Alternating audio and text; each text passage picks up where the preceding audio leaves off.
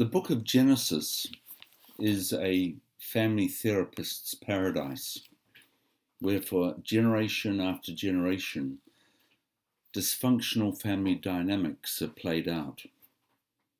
Take Sarah and Hagar. It's a relationship marred by jealousy and fear. Fear that one son would supplant another in their father's affections, and as a result, a mother and son are tossed out. What happens to Hagar and her son is deeply troubling, yet it's also a story filled with hope. To recap, Sarah can't have children, and so she persuades her husband Abraham to have a child by her Egyptian maid Hagar. Hagar becomes pregnant, and when she realizes this, she looks down on her mistress. Not surprisingly, Sarah takes umbrage. Abraham, although a great man of faith, was far from flawless, and on this occasion he simply walks away from the issue, telling Sarah, "Well, Hagar's your problem, you sort it out." Having been given a free hand, Sarah abuses Hagar, and Hagar, understandably, runs away. But then, out in the desert, Hagar encounters an angel who persuades her to return to her mistress and submit to her. Translated, told to patch things up and behave like a good, meek servant. But with the promise that Hagar will have a son who will be named Ishmael, and they will have countless descendants. So Hagar returns home, and a few months later, Ishmael is born. Now that all happened way back in chapter 16. We now fast forward to chapter 21, some 17 years later. Sarah has, at long last, had a son named Isaac, whom God promised would be the father of a great nation. A feast is being held to celebrate Isaac's weaning. But then Sarah sees Ishmael playing with her boy and demands of her husband, "Cast out that woman. Get rid of her son, for the son of the slave woman shall not inherit along with my son Isaac." There's no way Sarah was going to have her son's half-brother sharing the inheritance. And yet Ishmael is the firstborn, and he has his rights, but in the Bible the firstborn often comes off second best. It seems God has a habit of doing things God's way, and not how tradition dictates. Abraham is caught between a rock and a hard place. Ishmael is, after all, his son, and perhaps Abraham has learnt something from the last time tensions flared up between the two women. So Abraham consults God on the matter and is advised not to feel too bad about Ishmael and Hagar, and to do what Sarah has demanded, because while his descendants would be named through Isaac, Ishmael too will be the father of a nation. So, for a second time, Hagar is driven away, and her son, and they wander about in the wilderness. Finally, their supply of water runs out, and in utter despair, Hagar gives up her son for dead and sits down and weeps. Then also, for a second time, an angel speaks to her, telling her that not only will Ishmael live, but that God will make of him a great nation. So the story ends with us being told that God was with the boy. Apparently he lived in the wilderness, became a skilled archer, and his mother got a wife for him from the land of Egypt. It's a story of Sarah's jealousy as well as Abraham's ineffectual, even cowardly response to the situation. Yet Hagar managed to survive them both.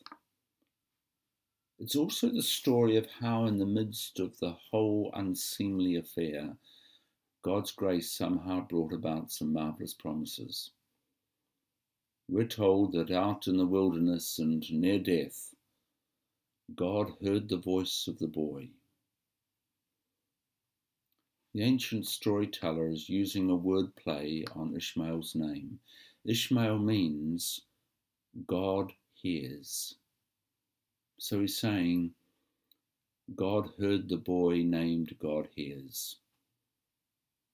God hears the cries of the outcast and abandoned. God hears and has compassion. Then at the end, the declaration is made. God was with the boy. God is with the outcast son of Abraham.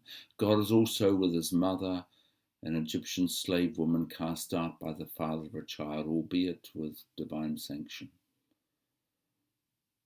Throughout the story of God's people, who are the descendants of Isaac, God makes that statement repeatedly.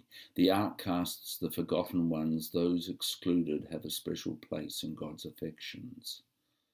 And so they should always have a special place in the heart of God's people. Isaac is the child of promise, and God will honour this. But that doesn't mean that God will spurn the other boy. He too is to be treasured, something that Sarah struggles to accept. God has a place and a plan for Ishmael that doesn't fit with how Sarah sees the world. Of course, Sarah is acting with faith in God's promises. She and Abraham have been told by God that Isaac, this child of promise, born in her very great old age, will be the start of a great nation. However, the way God goes about fulfilling the divine promises don't always coincide with how we see things. God blesses whomever God chooses to bless. God's view of people can be very, very different from ours. The nation called into existence by God through Isaac would have a unique relationship with God. It would know itself as God's chosen people. But that didn't make them the only people God cared about. We cannot limit God's mercy. God hears the cry of the abandoned. God hears the cry of the outcast. Religious people often define themselves as much by whom they exclude as they do from whom they embrace.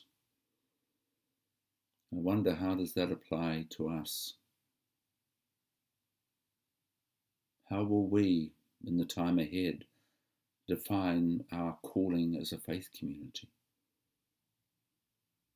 I think of these words. He drew a circle that shut me out, heretic, rebel, a thing to flout. But love and I had the wit to win. We drew a circle that took him in. Within the tensions of this very ancient story, we see God's inclusion, the drawing in and the saving of the outcast, the rebel. And more than that, God uses the outcasts, Hagar and Ishmael, to make a nation from their descendants. God's ways of justice and mercy are so often bigger than ours, leaving us gasping for breath as we try to catch up with how God is embracing others. As our culture becomes increasingly pluralistic, as people of other faiths make their home in Aotearoa, New Zealand, let's not forget the story of Hagar and Ishmael, especially when we relate to followers of the other two Abrahamic religions, Judaism and Islam.